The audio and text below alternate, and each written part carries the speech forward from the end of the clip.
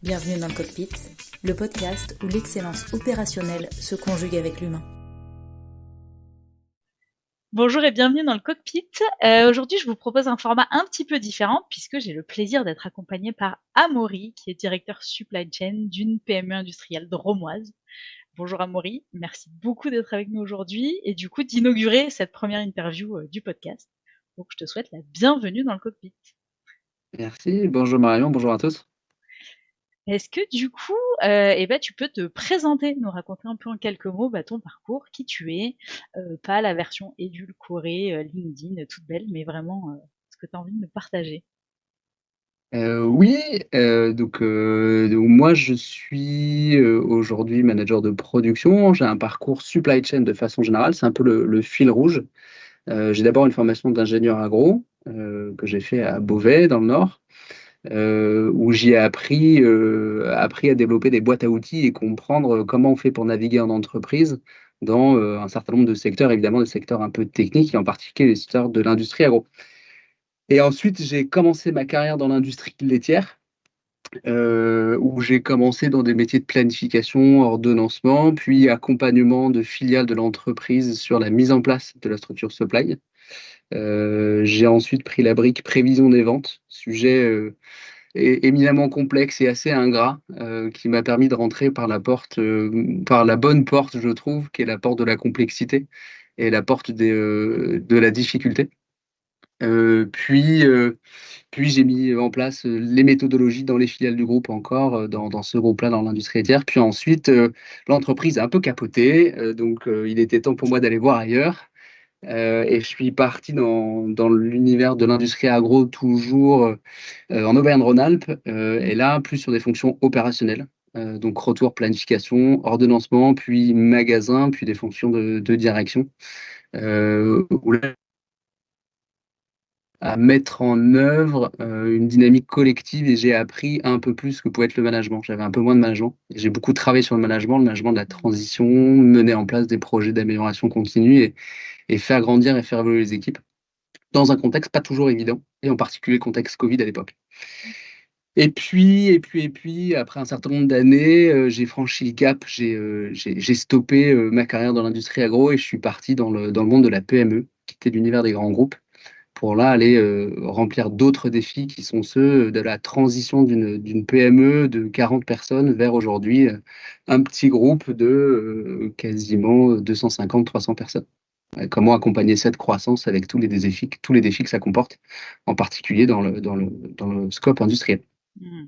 Ok, donc c'est intéressant parce qu'à la fois, tu as ce fil rouge qui a suivi et supply chain, c'est quand même très très vaste, donc c'est hyper intéressant effectivement d'avoir vu plein de choses différentes. Et ce virage d'un coup de rentrer dans l'industrie, on va dire un peu plus manufacturière, là où tu es aujourd'hui. Est-ce que du coup tu peux nous décrire un petit peu l'entreprise dans laquelle tu es à l'heure actuelle, donc sans forcément la nommer, mais voilà un petit peu son secteur, sa taille, ce qu'elle fait, voilà, qu'est-ce que tu peux nous en dire? Ouais. Donc, notre entreprise aujourd'hui, elle fait le cœur du métier, c'est la transformation de panneaux de bois. Ça, c'est vraiment le cœur de ce que l'on a à faire. Donc, on est autour du panneau de bois, panneau mélaminé, et on fabrique des cabines acoustiques. On fait aussi du meuble sur mesure. C'est le métier historique de l'entreprise. Au tout départ, c'était une entreprise plutôt artisanale de 20-30 personnes qui fabriquait des meubles sur mesure avec de l'agencement, conception, jusqu'à la réalisation et la pose. L'entreprise, il y a 4-5 ans, s'est dit qu'il y avait un virage à opérer dans ce monde-là. Et si on voulait faire de la croissance, c'était intéressant de développer de nouveaux produits. Et donc est arrivé ces fameuses cabines acoustiques qu'on produit. Et il se trouve que ça a apporté une croissance impressionnante de l'entreprise, qui fait que à 20 personnes, ça ne marchait plus. Il fallait augmenter les cadences, faire évoluer l'outil industriel et passer d'un modèle plutôt artisanal à un modèle industriel, mais pas non plus un modèle d'une grosse industrie, un modèle semi-industriel où on doit faire de la semi-personnalisation. Et donc aujourd'hui, cette entreprise, là, on est 90. Et il y a un an, comme tout allait plutôt bien, on a racheté une entreprise en Normandie où il y a 150 personnes qui est elle aussi dans le monde du bois et fabrique des meubles, mais plutôt des meubles catalogues qu'on vient soit acheter sur Internet ou dans des catalogues chez des revendeurs. Et là, on vient piocher un produit dans un catalogue et dire, OK, c'est celui-ci que je veux. Vraiment 3 modèles industriels très, très, très différents. Euh, mais par contre, une entreprise dans une dynamique très, très forte parce que dans le fond, en 4-5 ans, on passe de 20-30 personnes à un groupe, quoi. Hmm. Yes, donc ouais, bah, tu nous l'as dit, donc l'entreprise qui Mm. grandit bah, très très vite, des modèles qui changent énormément parce que sinon ça peut pas marcher. Du coup, toi, cette hypercroissance, tu l'as vécue dès le départ, t'es arrivé entre deux, comment ça s'est passé? Moi, je suis arrivé au moment où ça commençait à accélérer. Ok, donc Donc, tu il y as avait vécu déjà le début quand même. Ouais. Ok, tu as vu tout ça. Du coup, tu es rentré directement comme directeur supply chain ou tu es rentré sur un autre rôle Mm. au départ? Non, non, non. Et c'est là où l'histoire est amusante. C'est-à-dire que moi, je suis rentré. J'ai eu un coup de fil à 20h un soir. Je dis, OK, je veux bien, mais de quoi on parle? On m'a dit, OK, passe dans 2 jours, je te fais visiter le site. Je suis venu Hmm. visiter le site un soir à 19h30. Ça tournait plus. Et on s'est dit, OK, il y a un truc à faire, mais je ne veux pas avancer tant que j'ai pas un peu d'éléments et que je vous fasse une proposition.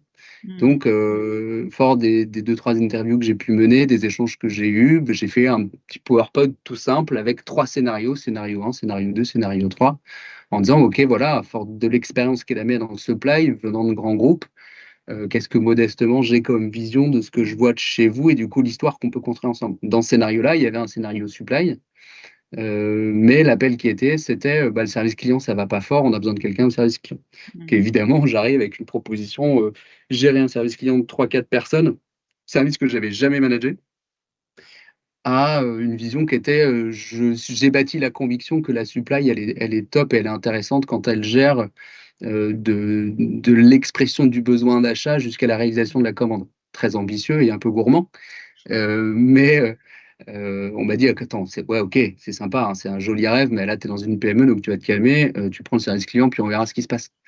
Donc c'est comme ça que mon arrivée s'est faite. Mais avec malgré tout une vision commune et partagée, Hmm.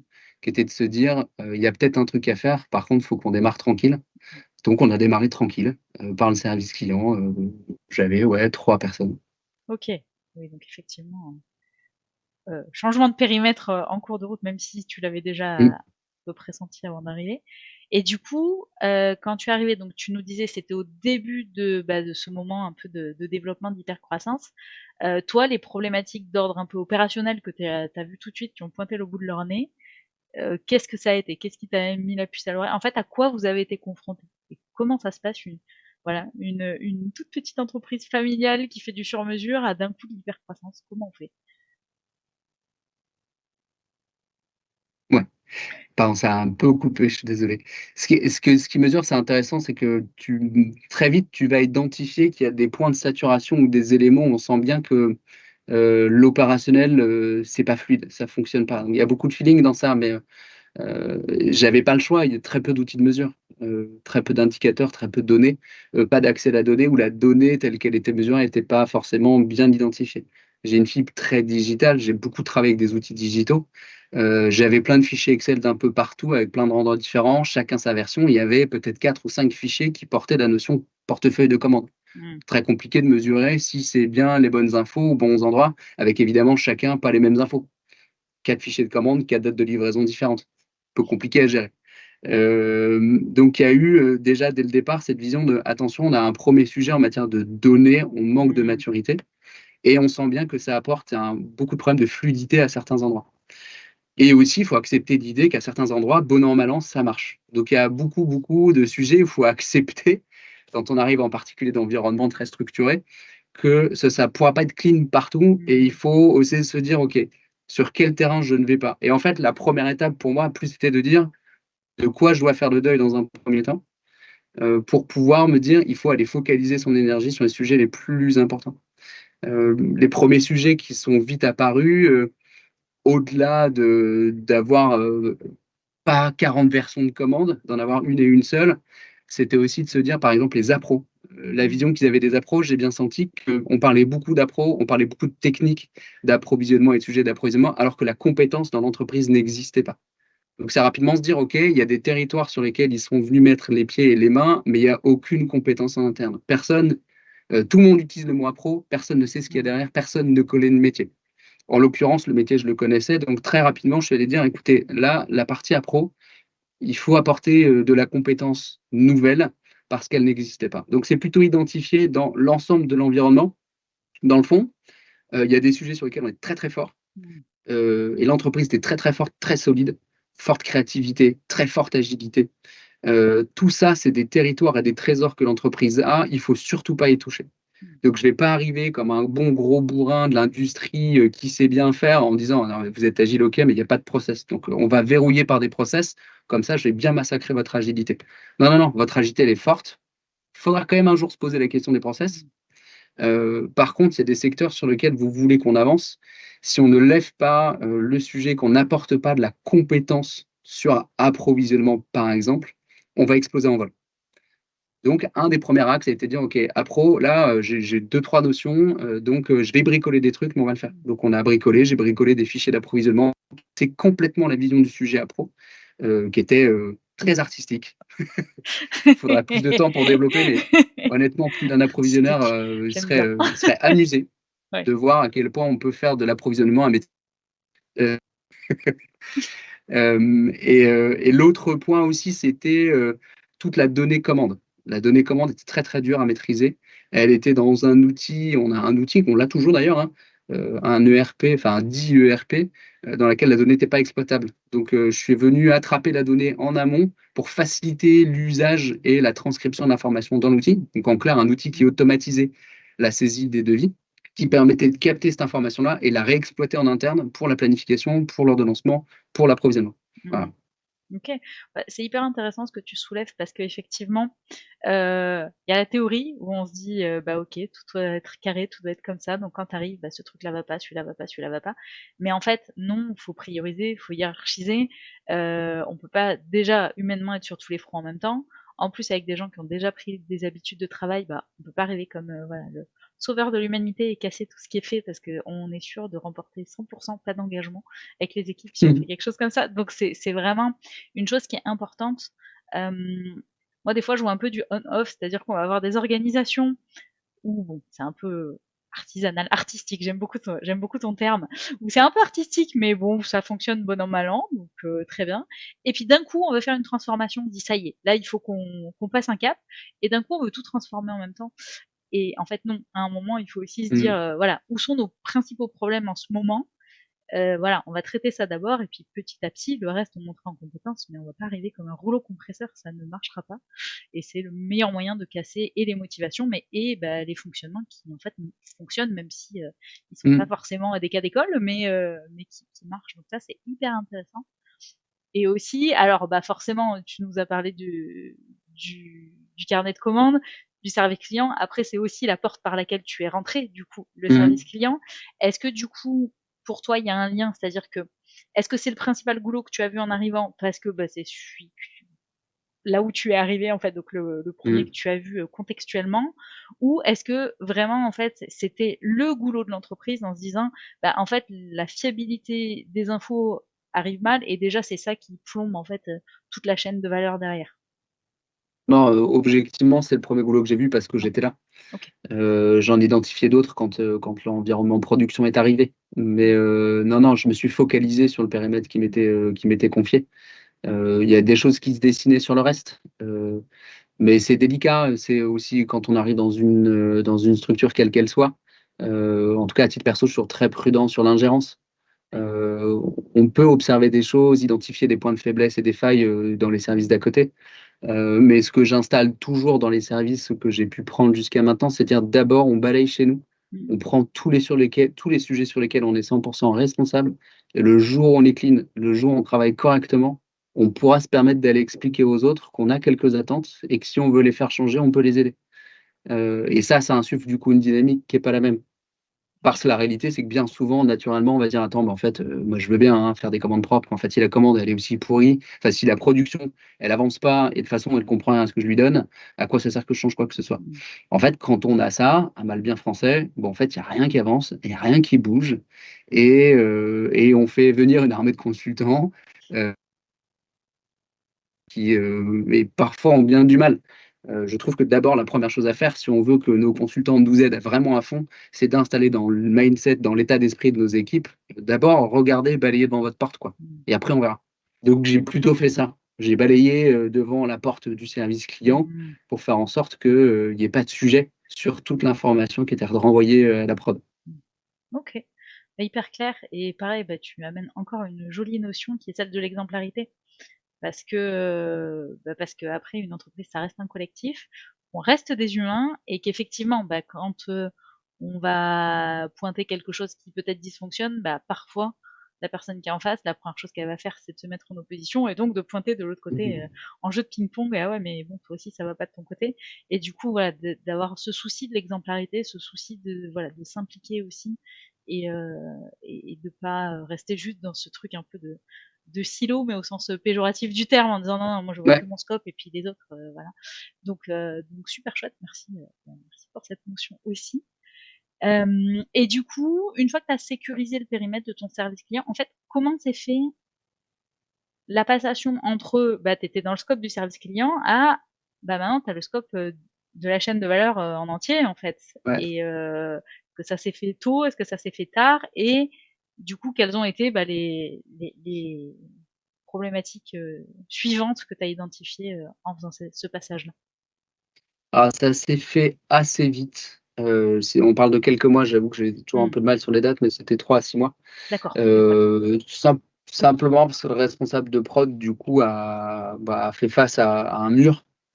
La montée en puissance du service prod devenait beaucoup trop difficile. Et donc, il a clairement il a mis un stop, il a fait un burn-out. Voilà. Et pour être clair, c'est ça qui s'est passé. Mais il est toujours dans la boîte et on a réussi à le faire remonter à bord et autrement. Mais les enjeux qu'il y avait, la croissance qui se faisait côté production ne devenait plus gérable pour lui. Donc, on fait le tour de la table et à un moment, en comité de direction, puis à un moment, forcément, la direction générale dit, mais en fait, Amaury, tu avais écrit un plan. Hein. Donc, on a ressorti les fameuses 3 propositions du départ. Donc là, tu as un peu de recul, tu as compris un peu quand même ce qui se passait en prod. Tu dis, ce jour-là, peut-être que j'aurais pas dû écrire le plan. J'aurais un peu fait de me taire. Mais bon, si je l'ai écrit, il faut bien que j'aille. La réalité, que c'était effectivement, avec tout le respect que j'ai pour la personne en question, c'était une opportunité du coup pour mettre en œuvre le plan. Mais j'insiste, le but était aussi de le réintégrer dans l'orga. C'est un gars qui a énormément de choses à apporter à l'entreprise, donc il n'était pas question d'en profiter pour le sortir. Il était question de veiller à faire en sorte qu'il puisse vivre ce qu'il a à vivre. Il avait aussi d'autres sujets perso lourds à porter. Donc, comment on l'accompagne pour qu'il puisse réintégrer l'organisation de façon saine, apaisée, sereine, etc. Donc, c'est comme ça que ça s'est fait. Et donc, à partir de là, de nouveaux enjeux. Et donc, on en a vraiment défini, OK, on va prendre une supply chain large avec service client, production, achat, appro, magasin. Et après, j'ai une composante un peu digitale, donc j'ai aussi attrapé quelques sujets digitaux dans le scope. Ok, super intéressant. Et effectivement, 3 à 6 mois, on peut dire que c'était rapide pour switcher de périmètre. Et du coup, donc en prod, t'étais déjà dans l'entreprise, donc effectivement, t'avais quand même déjà une petite idée des problématiques et des goulots. Et si on parle vraiment opérationnellement prod, le plus gros défi de l'hypercroissance, s'il y en avait qu'un pour toi, c'est lequel? En fait, le plus gros défi, je le raisonne avec ce que je suis. C'est-à-dire que chacun verra le défi en fonction de sa personnalité. J'ai une très grosse composante managériale. Donc, j'ai pris le défi sous l'axe managérial en partant du principe qu'en fait, l'hypercroissance, on va tellement solliciter les gens pour sortir de leur zone de confort que si on ne bâtit pas une équipe solide et qui embarque dans la démarche, ça ne marchera jamais. Donc, tu as beau avoir les meilleurs outils, tu as beau avoir les meilleures machines, tous les process que tu veux. Ma conviction perso, c'était de me dire, si j'ai pas les bonnes équipes, il n'y a rien qui se fera.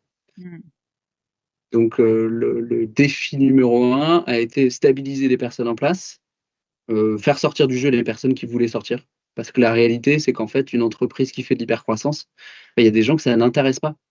Il y a des gens qui aiment bosser dans des petites boîtes et qui n'ont pas envie de bosser dans une PME de 90 personnes. Donc, c'est identifier tous les profils qui embarquent, les profils qui n'embarquent pas, ouvrir la porte du départ avec des départs clean, J'ai mis un point d'honneur à dire je vais gérer les départs et je les gérerai moi-même et on se serrera dans la main.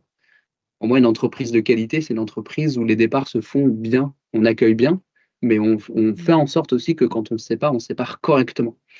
On se dit les choses. Les gens partent avec des raisons claires, des raisons identifiées. Partent avec, c'est pas un échec, c'est une nouvelle expérience qui démarre, quoi. Donc, le tout premier défi a été vraiment de constituer des équipes et veiller à faire ça. Et ça, c'était un long boulot, hein. Ça a pris des mois et des mois, une bonne grosse année de réflexion. Aussi faire bouger en interne. C'est quoi les forces de chacun, les qualités de chacun? Est-ce que chacun est à la bonne place?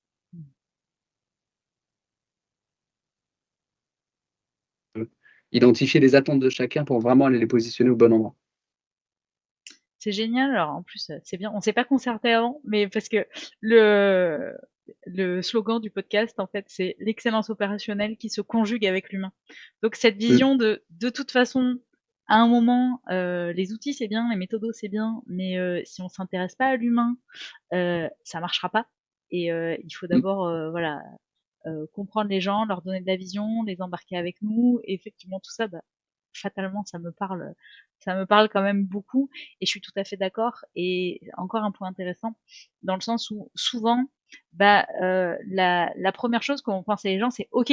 Bah, on est en train de croître, et bah, on va acheter 2 fois plus de machines, on va passer en 2/8, enfin, en gros, on double, on prend le modèle, on le double, et hop, ça va passer.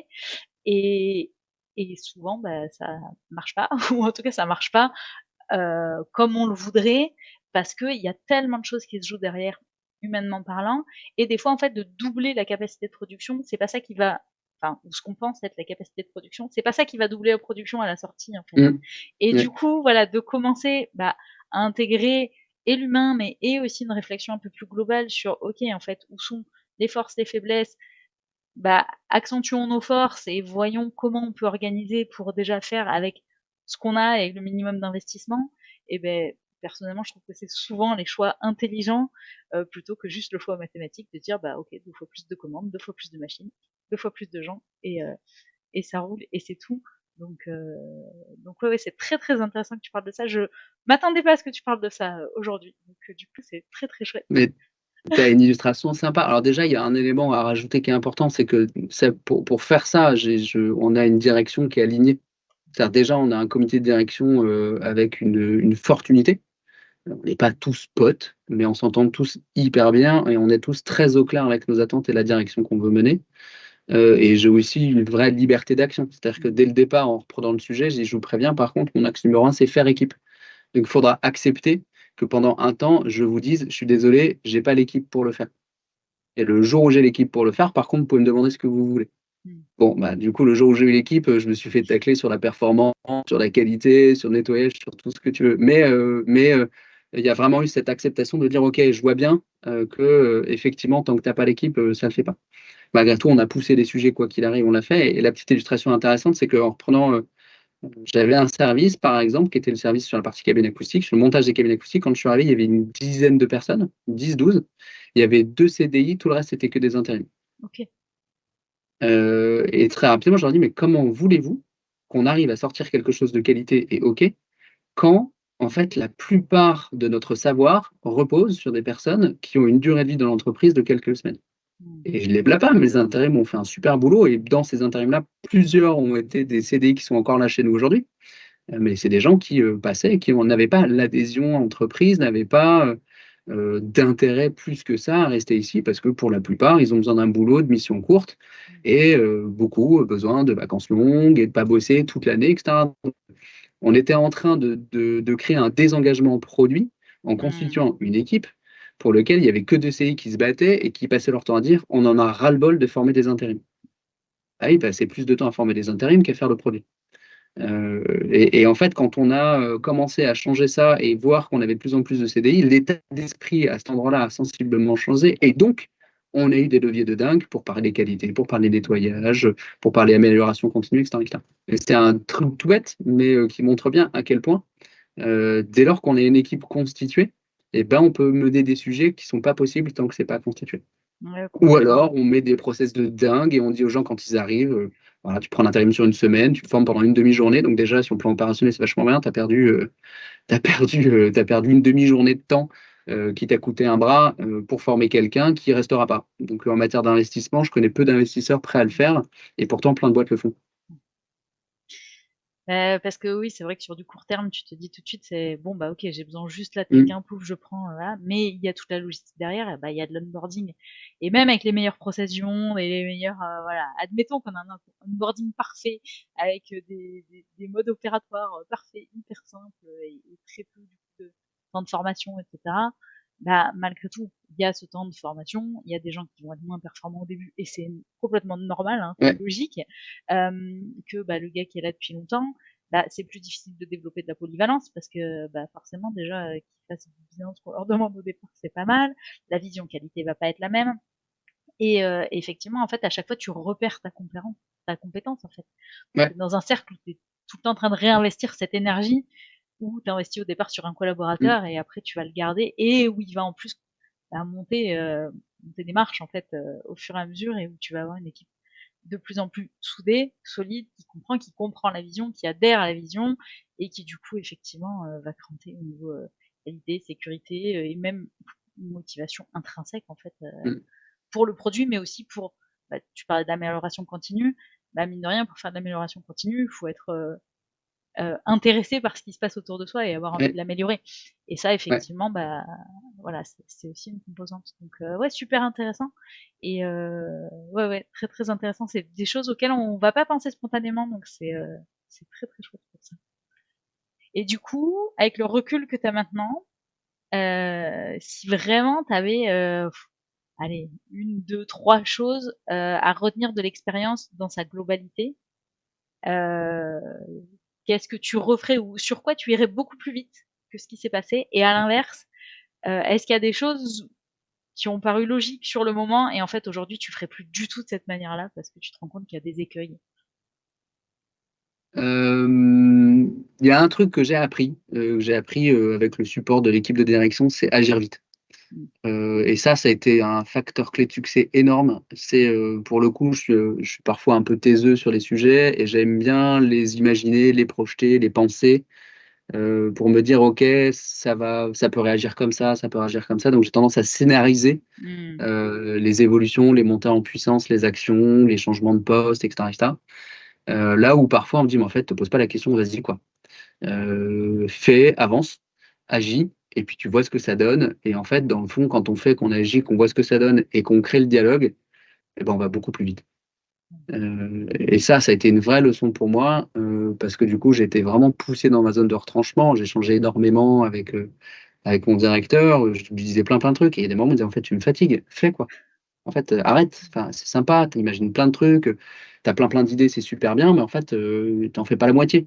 Donc, Mmh. pense un peu moins, agis un peu plus, et puis tu verras que peut-être que ça ira un peu plus vite, et du coup, tu perdras moins dans tes pensées, et les actions et les retours du terrain te permettront finalement de faire plus de choses. Ouais, de réajuster. Mmh. Et ça, c'est super intéressant.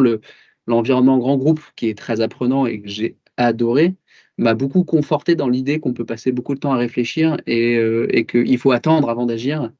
Mmh. Parce qu'effectivement, dans les grands groupes, il faut tout border, il faut que tous les aspects politiques, tactiques soient bien maîtrisés avant d'être dans l'opérationnel, parce que sinon ça ne marche pas, parce que sinon il y a des freins. En fait, dans une structure plus petite et plus agile, il faut agir. Et en fait, c'est puissant, c'est ultra puissant. S'il y a vraiment un gros écueil, je pense qu'il a été là. Et par chance, du coup, il a été. Enfin, on m'a vraiment aidé pour en sortir et du coup pour agir. Et j'ai pu mesurer l'efficacité de ça. Génial, bah, ça rejoint un peu finalement les principes du management agile, où on va faire des itérations. On n'attend pas de sortir un Ouais. produit fini, bah, fini. Et on va se dire, bah ok, c'est quoi le minimum de trucs qu'on peut lancer tout de suite? On injecte sur le terrain, on voit ce que ça donne, on prend les Mm. entrants et on continue. Et je pense que mine de rien, petit à petit, ça change aussi la culture de l'entreprise et la vision qu'ont les opérateurs, dans le sens où, bah voilà, ok, en fait, on a le droit de proposer des choses, de tester des choses, et ça veut pas dire que ça va être pour toujours, en fait. Donc ça donne aussi une permission de se dire, bah ok, on essaye des trucs, ça marche pas, bah par contre, faut le dire vite. Et comme ça, tout de suite, on Mm. réajuste et on se retrouve pas dans quelque chose de très très figé, très gangréné ou voilà, on touche absolument à rien. Voilà, on sait pas si ça marche, on sait pas pourquoi ça marche ou pourquoi ça marche pas, mais surtout on touche à rien. Et ça, c'est une richesse. Et ça se construit petit à petit. C'est des fois ce qui est frustrant, c'est que on aimerait pouvoir trouver de l'agilité très très vite, et quand c'est pas la culture de l'entreprise à la base, Mm. ça peut être long à mettre en place, parce qu'on Ouais. ne décrète pas une culture. En fait. On l'infuse, on plante des Mm. graines, on fait des exemples, on montre qu'on s'implique tous dans le même sens, etc. Et ça fait bouger. Donc en fait, c'est très précieux le fait que c'était déjà une entreprise qui était assez agile, qui était assez flexible, et du coup d'avoir réussi à conserver ça et de l'avoir cultivé en fait pour en arriver là où vous êtes aujourd'hui. Et c'est sûrement ça qui fait que vous avez bien pris cette hypercroissance, parce que c'est vraiment l'hypercroissance sur papier, ça a l'air d'être génial. Ça y est, la boîte explose, c'est merveilleux. Sauf qu'en fait, c'est souvent des moments charnières où ça passe ou ça casse, quoi. Et malheureusement, il y a enfin beaucoup. En tout cas, il y a certaines entreprises qui en fait vont se casser la figure et déposer le bilan suite à des périodes Mm. d'hypercroissance. Et ça, c'est aussi une réalité du terrain. Donc d'avoir réussi et à transformer cette hypercroissance, mais en plus d'avoir réussi à cultiver voilà, ces habitudes, cette culture pour continuer à en faire quelque chose, c'est des retours d'expérience qui sont vraiment très très précieux. Mais voilà, agilité, pas mettre la charrue avant les bœufs, accepter qu'on ne peut pas tout faire en même temps, voilà, qu'il faut embarquer les gens, que ça prend du temps et qu'on ne peut pas décréter comme ça. C'est c'est des piliers. Mm. Du coup, dernière question, si on a un dirigeant ou un manager qui t'écoute là maintenant et qui se reconnaît un petit peu dans ce que tu as partagé, si tu avais une leçon, une chose concrète mais un peu actionnable à lui dire tout de suite, ça serait quoi? Si tu avais un conseil. Waouh.